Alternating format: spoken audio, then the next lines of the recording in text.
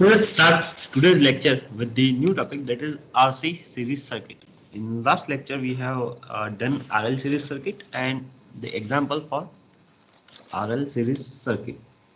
So now let's have an RC series circuit. So basically RC series circuit means a resistance and a capacitance in series with the voltage.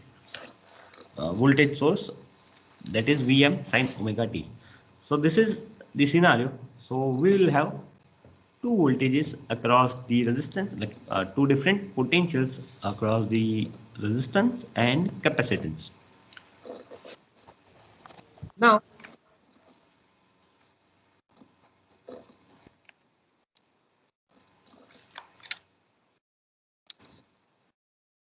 if we draw the phasor diagram for this, so in any series circuit, we'll take the current as a reference. Okay, in even a previous RL series circuit, we have taken current as a reference. So let us say if I have this I as a reference. This is my I current. Okay, current flowing through this circuit. Now current would be same through this circuit. So I can say this is my reference because this is a series circuit. So whatever current flows through R, the same current will flows through C. So this is my reference. Now if this is my reference, we know that my voltage VR, that is across the resistance, would be in phase with my current. So I can draw VR like this. And we also know that whenever we have, in case of purely AC circuit, we have seen this. If AC, like capacitance is there in case of AC circuit, at that time your current, or you can say I, will lead the voltage V. Okay, so here my voltage V would be lagging, like as this is I is reference, that's why if I is leading, that means V is lagging. So V would be behind this I by 90 degrees. So we can say this is my voltage V. But here this is voltage due to capacitance. That's why we will say this is VC. So this is how a phasor is represented. But actually we need the vector sum between VC and VR. That's why what we are going to do, we'll move this VC over here and I'm going to draw it like this. This would be my VC and this is my resultant vector V. Okay, so this is the phasor diagram of your uh, RC series circuit. I have already drawn it over here, but this is just for explanation. Let us see that. So this is my phasor diagram. Okay, like why VR and VC is like this. That's the reason. Okay, VC would be behind I, and as we need a resultant, that's why we'll move VC over here, and we'll do a vector sum of VR and VC, and this is my resultant V. Okay. From this phasor, you can say V is equal to under root VR square plus VC square, and putting the value of VR and VC, you can get the value of I. This is V under root underscore R square plus XC square. Now here XC is again impedance of impedance due to capacitance. Okay, so total impedance would be this R plus R square plus X square, like under root R square plus X square would be my total impedance. We find out phase angle. Now which phase angle? This the lead lag angle, by which angle the voltage is lagging behind the current. We are going to find this phi. Okay, this is known as phase angle. So phase angle is tan phi, and according to that rule, we know that tan phi would be VC by VR, and if you simplify this equation, you will get phi is equal to tan inverse XC by R. And if I want to write the equation of current, okay, we know that this V is equal to Vm sin omega t. This V is actually this V, Vm sin omega t. So if I know this, I can write the equation for I. Now I would be Im sin omega t plus phi, because it is going ahead by the angle phi. So my equation for current would be I is equal to Im sin omega t, where Im is the peak value of the current. So current I leads the applied voltage V by angle phi. That's why we'll say plus phi. In case of your inductor with resistance, we would have a negative, because at that time my current was lagging. Here current is leading. That's why we'll have plus phi. So these are the equations which we are going to use for solving the example. Now let's talk about power. So instantaneous power would be V into I, we know that. And if you simplify that using the value of V and I, you will get this equation Vm Im by 2 sin omega t, sin omega t into sin omega t plus phi. And if you simplify this two term, like sine into sine, we know that if there are two sines, we can have the equation of cos. So this is the simplification of this equation. Sine into sine would be let you have, like, it will have cos phi minus cos 2 omega t minus phi. And this is my final equation. Now if you take the average over 0 to 2 pi, as we have seen earlier, we have proven this earlier, what will happen? This term will vanish out, this term would become 0, and the only term that is remaining with us is this 1 by 2 Vm Im cos phi. And that's the equation of the average power. Okay, so this is the equation of instantaneous power. If you ask like instantaneous power, at that time you have to use this. But if the question is asked on the basis of average power, at that time we are going to use this equation. This equation can be further like simplified in terms of V square by R or I square R. It can be done like that, that we have seen in earlier example. It has been given like that. Okay, so this is basically the equation of there is term missing. This would be Vi by 2. Like, this is wrong. Just let me collect it.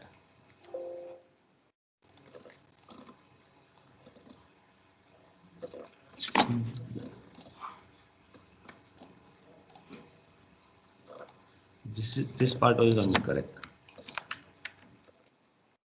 Sir वो RMS value हो जाएगा ना? Which one? √2 का square करके we और आई का RMS value हो जाएगा ना? That means I didn't get your question. मतलब वहां पे वो वी आई लिखा है उसके correct. ऊपर. That was correct, but just to like have simplification, like I know that is correct. V into I cos phi tha, wo Vm, like that was not related to peak value, that was related to RMS value. But let's remove that for time being. Later when examples are there, we'll introduce it one more time. So okay sir. I hope everyone is getting what he's saying. He's saying is if I write this equation again like this, Vm by root 2 and Im by root 2 cos phi.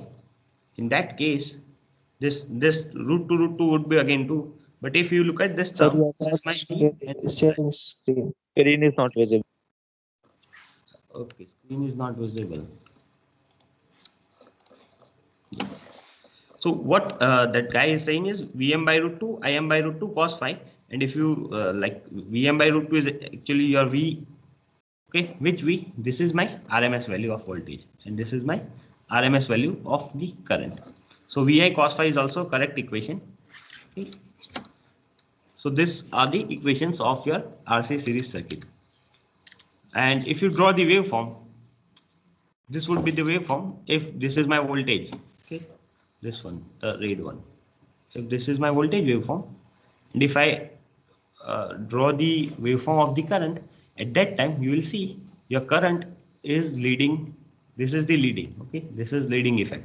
If lagging effect of current is there, then you will have graph starting from somewhere here. But as this is leading effect, you will see graph like this. And if you plot the waveform of power, it is not given over here, but if you plot a waveform of power, what you will get is the waveform will start somewhere from here. It will become somewhere 0 over here. It will go like this. It will have a maximum value somewhere around here, and then again it will become 0 at some point here. Then it will be like this. So this kind of waveform we will get of power. Okay, I'll put a waveform and set the PPT as it is right now not given over here. but this would be the waveform of power. If you plot the waveform of power from this equation, instantaneous power equation, in that case, you'll get that waveform. Now, this is power factor cos phi. Again, VR by V. You know the values of VR and V, IR by IZ, and R by Z is actually cos phi, your power factor. So if a question, like in question, if power factor is directly given and resistance or impedance value is given, in that case you can find the third quantity using this equation as well. Using this equation, cos phi is equal to R by Z.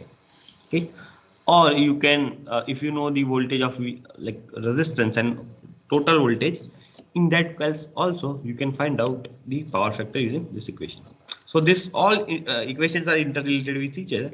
By just tweaking a little bit, you can get the other form. So you just do not mug up all the equation, just have the key equations along with you.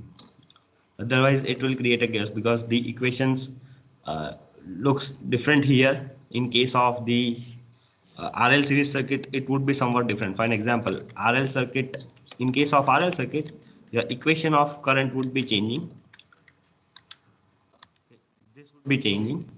This would be changing, but instead of XC, you will get XZ, XL. Okay, so that are only the minor changes. Otherwise, the equation looks same. So just keep that in mind, whether you are working with inductor or capacitor. Otherwise, if you mistakenly take a minus over here, and if you compare that, you will get a negative angle, and then the chaos will start. So just keep that in mind. Otherwise, the equations are almost same. Okay. Now let's have an example. Here, a resistor is given along with a capacitor. A resistor and a capacitor are connected in series across 230 volt. Okay, this is our RMS value. The current taken by the circuit is 6 ampere. Again, this is RMS value. For 50 hertz frequency, F is given. The current is reduced to 5 ampere. Now, current is reduced to 5 ampere when the frequency of supply is decreased to 40 hertz. What they have done? They have started with 50 hertz frequency, and then they have changed the frequency to 40 hertz. By just tweaking the frequency, your current dropped. Why? Why your current will drop? We know that XC is equal to 1 upon 2 pi FC, or XL is equal to 1 like 2 pi FL. So the impedance due to your inductor or capacitance is directly variable along with your frequency. If your frequency change, the impedance or like XL and XC will change. R will remains constant, but XL and XC can change along with change in frequency. Okay, we will see that in detail. Like here, this is example for that only. So now let's start this example. So these are the values that are given.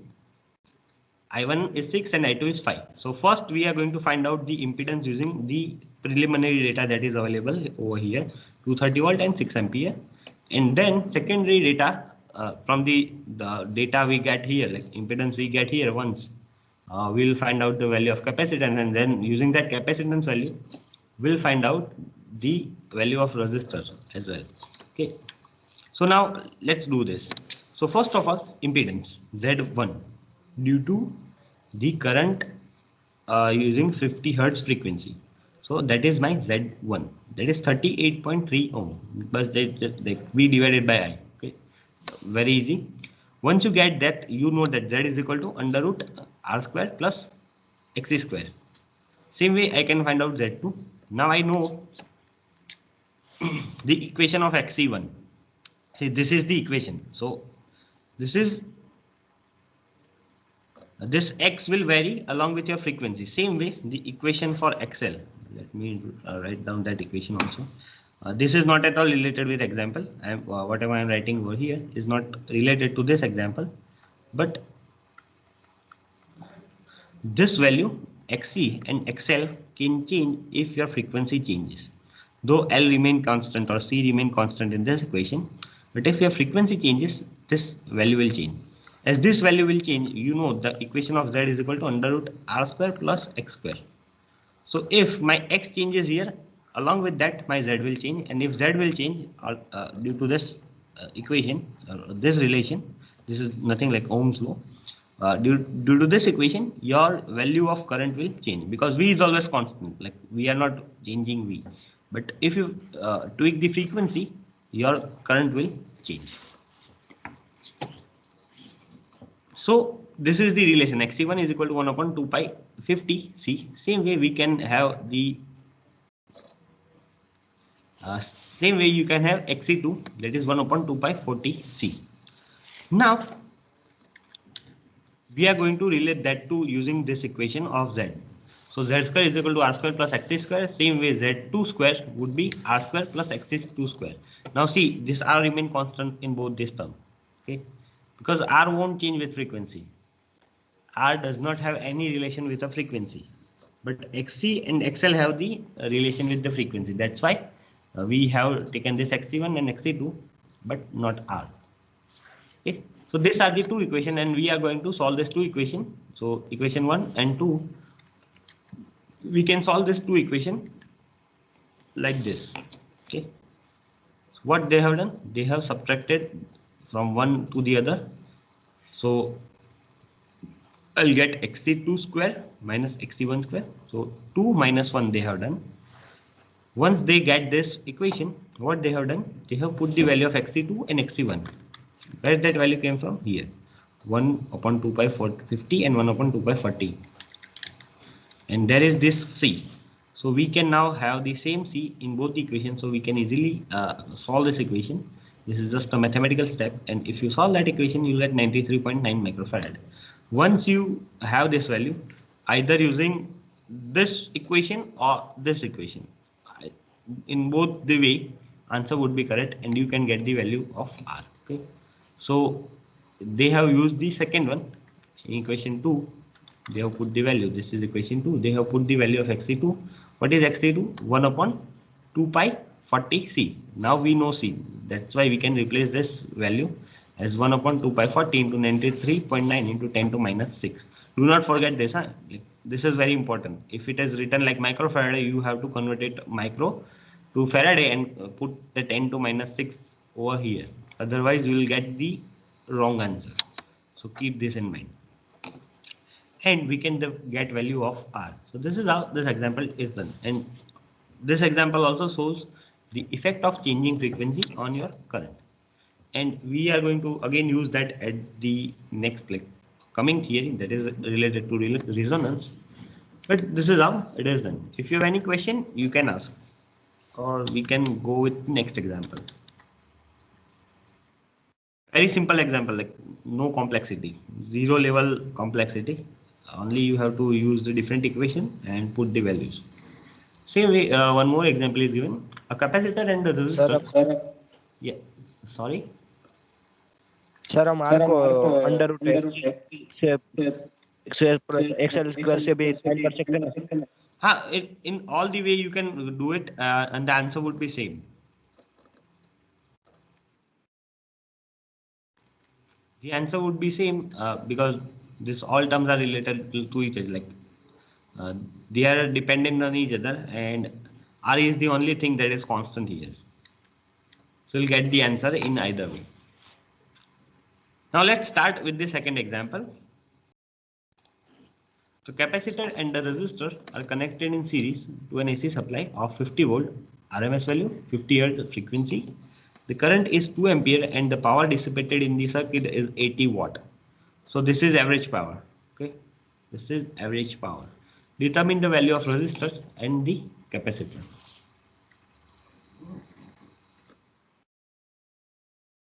So these are the preliminary data. Now they have calculated omega. 2 pi f is omega. It is 314 radian per second.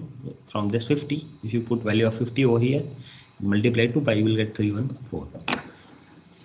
So this average power is given. What we have been asked is value of resistor and capacitor. So very easy. Find out the value of P is equal to I square R. Okay. So where this equation is came from? This is from VI cos phi. We know that VI cos phi is there.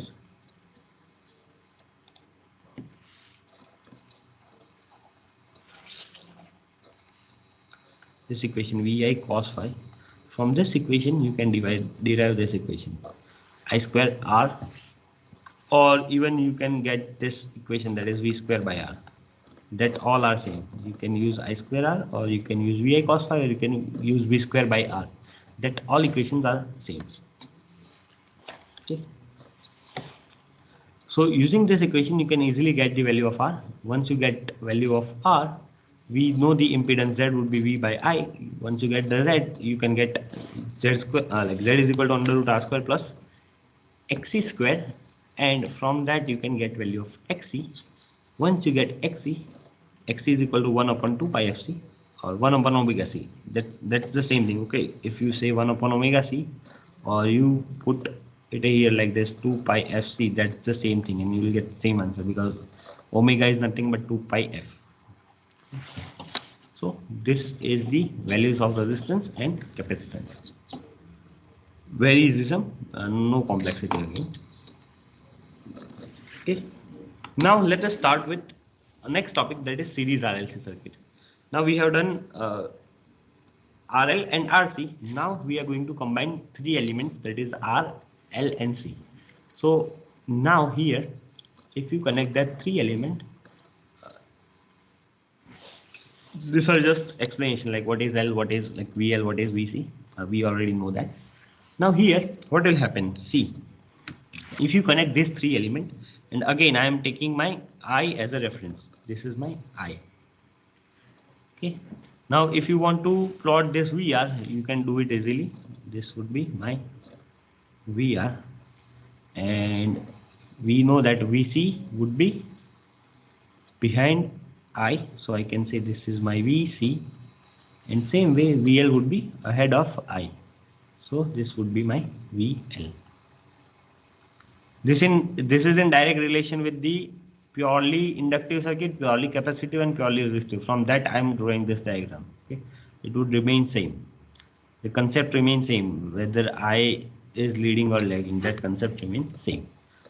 So this is my VL and this is my VC. Now see what happens. There can be three scenarios. One is this. I am drawing the other scenario. This is my VR. I am not drawing I right now, but what I am drawing is only, see, this is my VL and this is my VC. And the third scenario can be like this, where my VR is this and my VL is this and VC is this. Sorry. Now can you see the difference between these three? What is the difference? Here VC is larger than VN. Here VL and VC are almost same. And here VL is greater than VC. So why these three scenarios are different? Why I say it like this?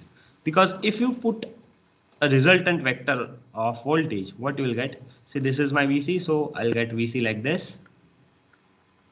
Again, VL is in opposite direction, so again I can put over here.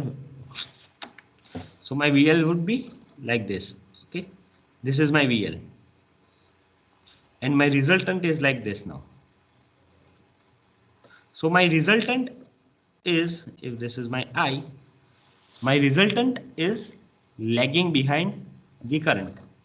In this case, my VL VC is same, so VL VC will become 0, and VR and I are in phase, so no lagging effect, no leading effect. Here my phi would be 0, or I can say in phase. And in third case, when VL is greater than VC, at that time, if you try to draw the resultant, this is my VR, I will get my VL like this, VC in opposite direction, so this is my VC, and my resultant is in this, so this is my phi. So here I have leading voltage, here I have leading current. Okay, let's say in terms of current only, here my current is lagging I, and here leading current, and here in phase current. So these three are different scenarios. From these three, we will not focus on this right now. This is a special effect. This is a special one, and we'll cover it later on. But I'm interested in leading and lagging effect. So these two are different scenarios. In both the cases, my equation of current would be different. So for here, the equation would be Im sin omega t minus phi, and here I will have omega t plus phi. So that two different equation will be get there. So depending on the value of L and C, depending on the value of L and C, the voltage VL and VC would be different, and whether VL is large or VC is large, depending on that we will have two different cases. So let us see that two different cases and see the equations.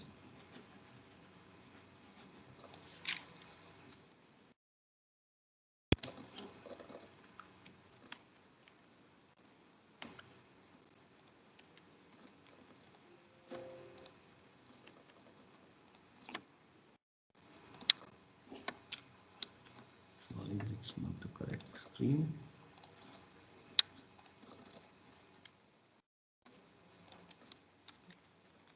So now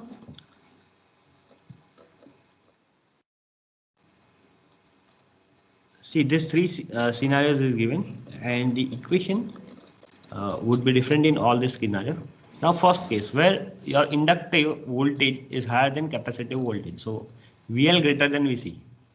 So in this case your circuit behaves as an inductive circuit, okay, because the effect of capacitance would be neglected by, it will be neglected using your VL. So your VL is larger, so in phasor we have seen as your VL is larger like this and your VC was smaller, so the overall effect was inductive. We were getting phasor like this. So overall effect is inductive. This is the scenario. We have already seen this. But how this VL minus VC came? This VL minus VC is like this. See, this is my VL. So I will have VL like this. And then this is my VC. I'll measure this and I'll put it over here backward. So overall resultant is only this part. And this resultant part is this VL minus this VC. So VL minus VC is like that.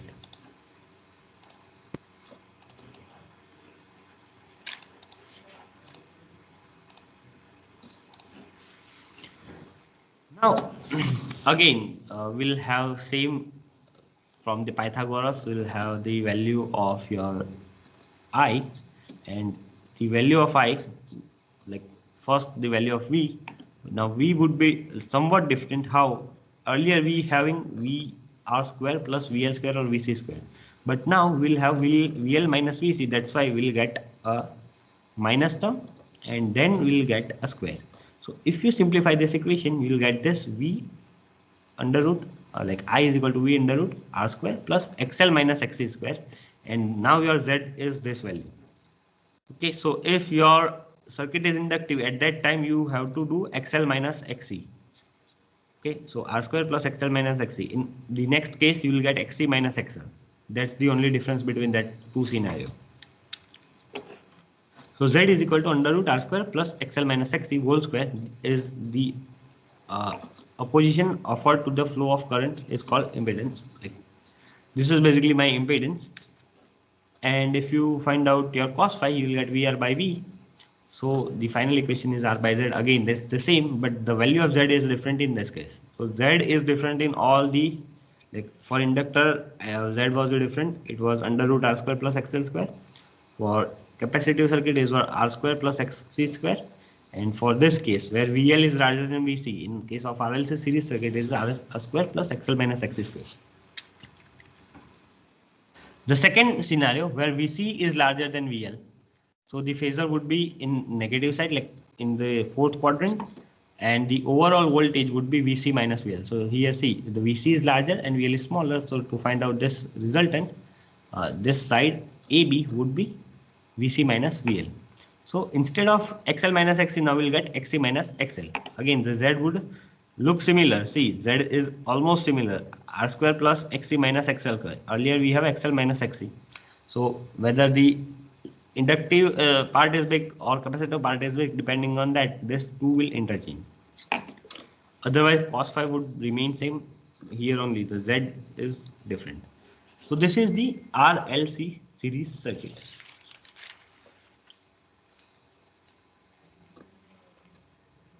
Okay, and you can find your 10 phi. You can find out your 10 phi It is not given over here, but you can find your 10 phi.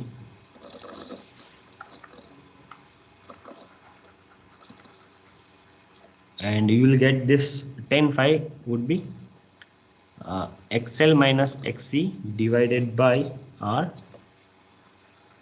for VL greater than VC, and for VL less than VC, your 10 phi will be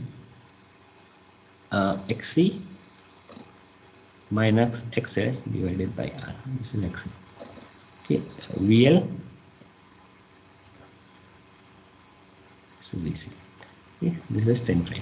So these are the phase angles, like how to calculate phase angle.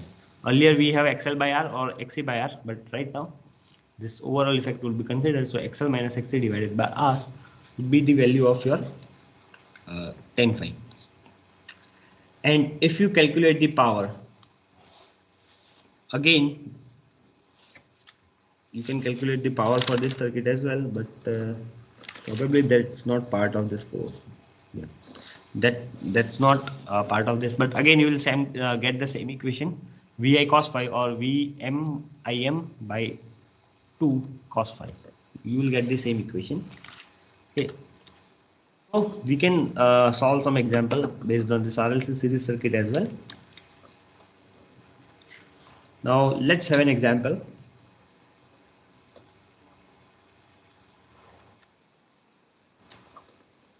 A series circuit has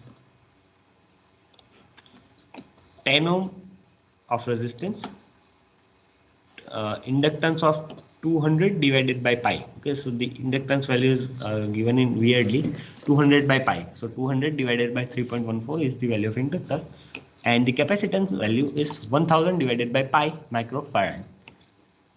What we have to calculate is current flowing in circuit of supply voltage 250 volt and 50 hertz. This is the voltage and frequency, power factor of the circuit, power drawn from the supply, and also draw the phasor diagram. So first to find out this current, first we have to calculate the impedance. To calculate the impedance, you know, we have given L and C. XL would be 2 pi FL. We'll get this value at 20 ohm. Same way you can get the XC, that is 10 ohm. Impedance, now see, once you get these two value, XL and XC, you will decide whether the inductive part is large or capacitive part is large. So here inductive part is large, so you'll get, this is inductive circuit. Okay, so you'll get XL minus XC. So Z is equal to under root R square plus XL minus XC square, that is 20 minus 10, and you will get the resultant impedance is 14.40 ohm.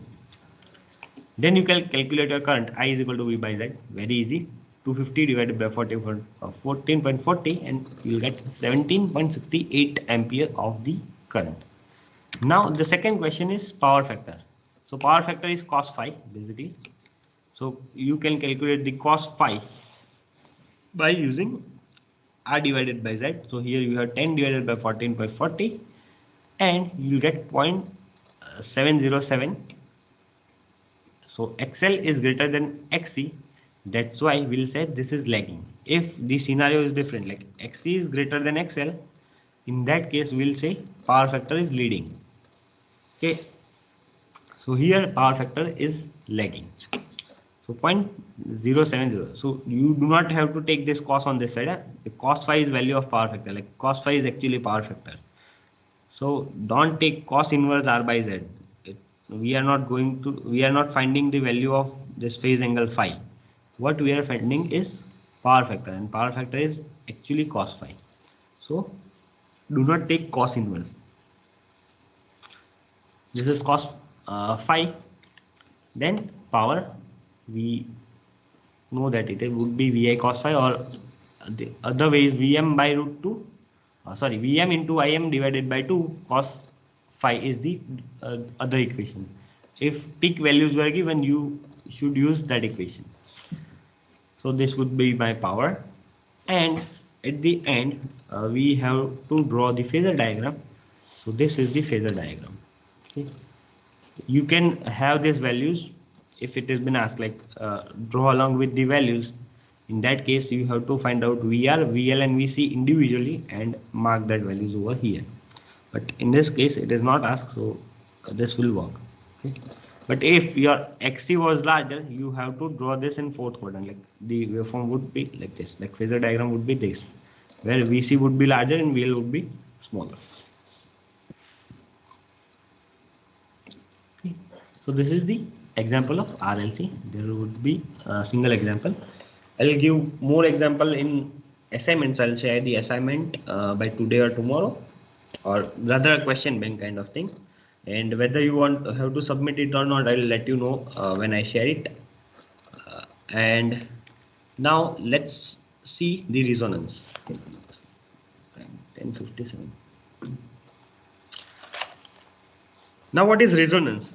So the third scenario that we have not taken earlier is the resonance. When your VL and VC are same, when your VL and VC become same, at that time resonance occurs. Okay, when VL and VC are same, at that time resonance occurs. Now to have resonance, like whether you have to change L and L and C values, like VL and VC would be dependent on directly L and C. So by changing L and C, you can get resonance. That is the one way. Or the other way is by changing your frequency F. Okay. So how we get that? So you know that L XL is equal to 2 pi FL and XC is equal to 2 pi FC, 1 upon 2 pi FC. So what we are going to do now, we are going to change this frequency rapidly. Okay, we'll start from the least possible frequency, that is 1 hertz. Like it is less than that possible, but we'll start with 1 hertz and we'll move towards infinity. So what will happen, along with change in frequency, the value of XL would change. Okay, value of XL would be continuously increasing because F is directly proportional. And here in case of XC, the value of XC would be decreasing. Okay, because it is 1 upon F. So as I have the higher frequency, the XL would be larger and XC would be lower. But when I start XL, it would be like the graph would be like this, and XC graph would be like this. I am just representing on linear scale. Actually, this graph won't be linear. Okay, so what would be the scenario? Let us see. Okay, one graph would be like this. Let us say this is graph of XL. It would increase linearly, but the graph of XC would look like this. So at some point of time, say this is the point of time where my value of XL and XC will become same. If these two are same, I can say IXL and IXC would be same because current I would be same. That means VL is equal to VC. We get this phenomena, resonance. So when your XL and XC values become same, by changing frequency at that time at some particular frequency, this will only happen at some particular frequency. See, this is the graph again, frequency. This is my frequency and this is my values in terms of Z, or you can say ohm. So this graph is of XL, the linear one, and the exponential one is XC. So if I plot this two, I'll get this point where at some particular, this is my some particular frequency. Okay, or you can say this is my resonance frequency. At resonance frequency, and this will only occur once in a while. Okay, like for the whole graph, you'll see this point only occurs once when your XL and XC is exactly same. So at this time, at some particular frequency, you'll get XL and XC that is equal, and your VL and VC will be equal in that scenario. And if you plot the phasor, you will get only this thing I and VR. VL and VC would be there, but the effect of VL and VC will cancel each other, and you will have the current in phase with voltage only. So this is the third scenario that we have left earlier. So this is the theory behind that, resonance. Okay, now let's see what we have inside here. Just a moment.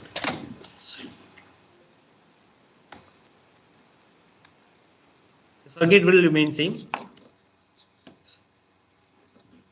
So when resonance occurs, at that time the voltage V would be VR plus VL plus VC, that is IR plus JIXL minus JIXC, like J is imaginary part, and I into R plus JXL minus JXC. Impedance is this value. Okay. This is for series circuit. Now when resonance occurs, at that time when XC and like XL and XC would be same. Okay, so this is the magnitude of impedance, like this is given in terms of Z. I'll come back again to this point. Now the circuit is connected to variable frequency source. We know that inductive reactance XL is directly proportional to frequency and capacitive reactance XC is inversely proportional to frequency. We have seen that. So if frequency increases, XL increases and XC decreases at one frequency, at some particular, that one frequency is particular, like you can calculate that frequency also. The inductive reactance XL becomes equal to capacitive reactance XC and is called resonant frequency. So at resonance, your XL minus XC would be 0, or you can say XL is equal to XC. So I can say omega L, like value of XL is omega L and XC is omega R. So omega R, like omega R, what is omega R? What is omega R? Omega R is the angular frequency at resonance. So R represent a resonance. Okay. Otherwise we would have only omega L, but I want to talk particularly about resonance. That's why I have added R at resonance. Omega R is actually angular frequency at resonance. So I can have this equation: XL is equal to omega L by omega R by L, omega R into L, and X is equal to 1 by omega R C. So if you have this two term, and if you put omega on one side and LC on one side, you will get this equation.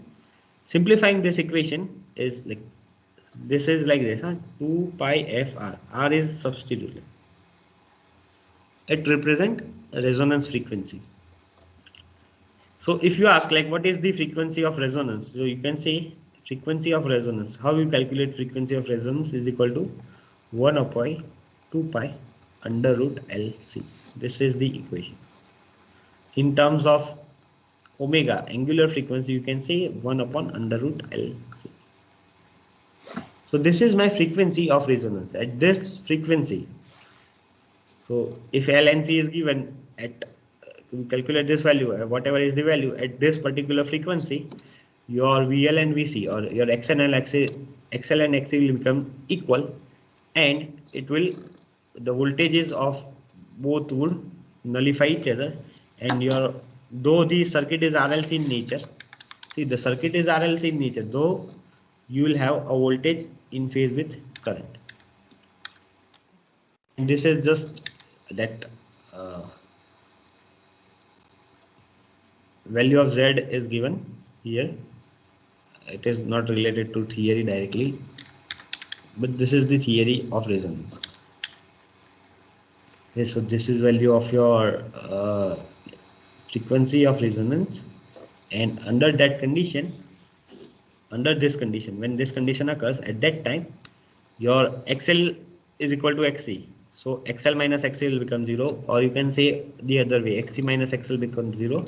So the only impedance in the circuit, only impedance in the circuit is R, because VL and VC will nullify each other. So only impedance present in circuit is R.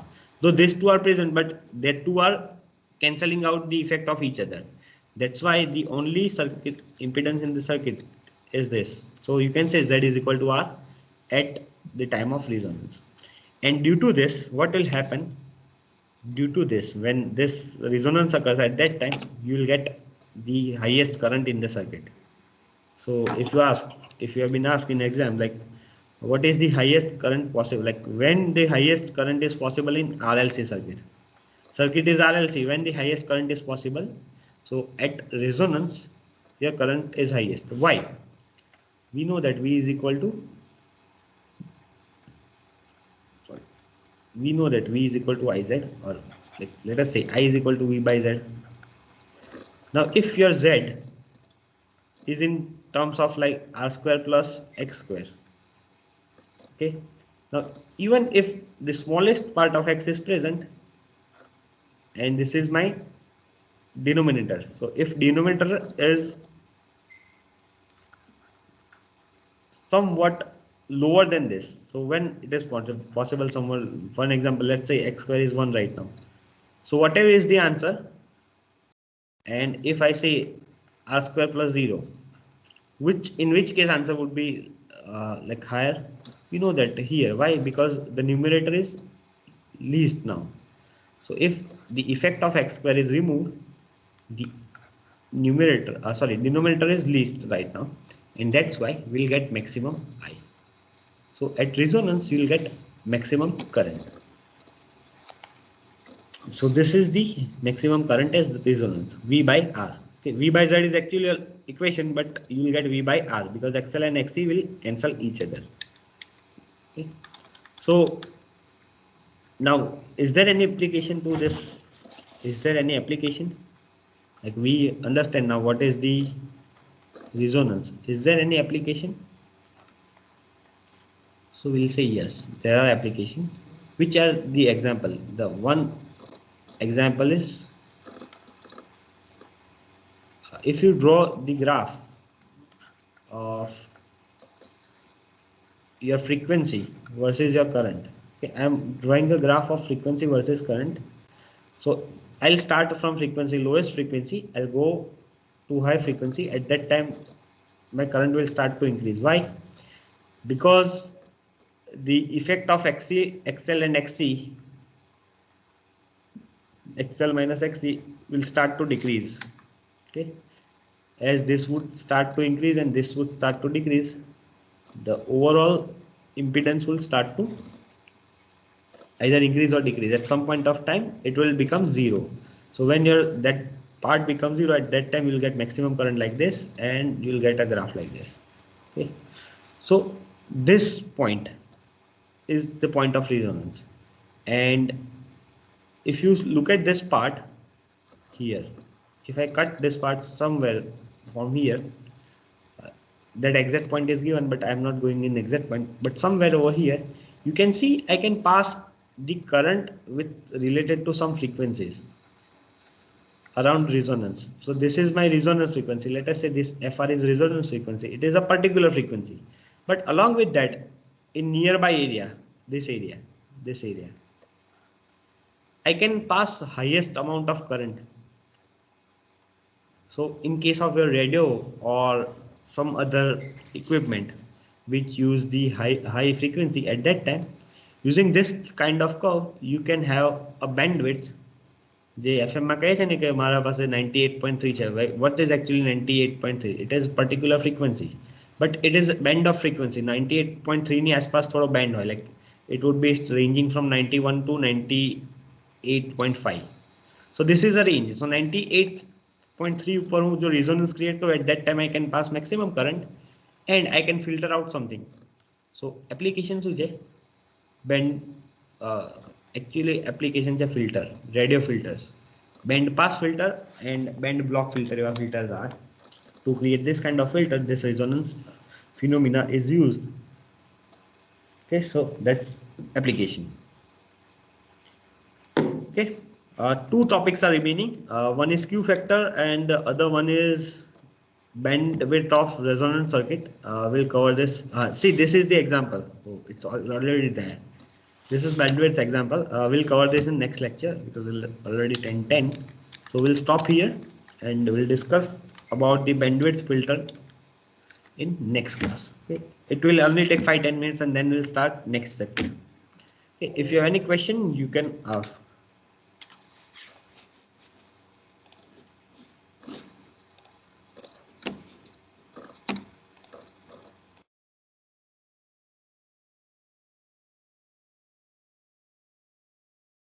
Sir syllabus શું છે? Syllabus હું share કરી દઈશ આજે. આપણે જે કંઈ બી ક્લાસમાં કરીએ છીએ that's part of syllabus. અને જો કંઈ નહીં હોય then I'll let you know. એટલે ઓલું પાછળથી આવે છે થર્ડ ચેપ્ટર નું. I don't get your question. Can you come again? પેલું પાછળનો પાર્ટ બાકી હતો ને કેપેસિટર. હા એ પછી આપણા કોર્સમાં નથી. કેપેસિટર પછી જે બાકી લાઈક જે પેલું બાકી હતું ને what was the name of theory?